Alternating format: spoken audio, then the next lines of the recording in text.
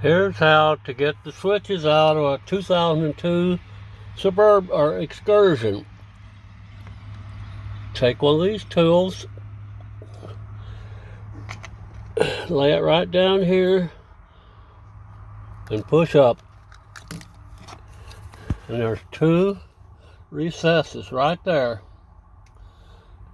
There's a little rubber recess that fits there, and there's one that fits right there.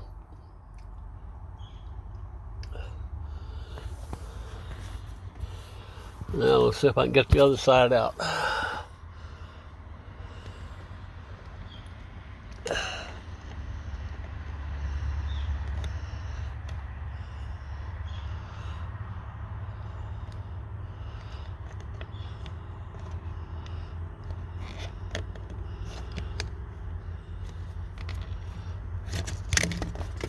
And there it fell out.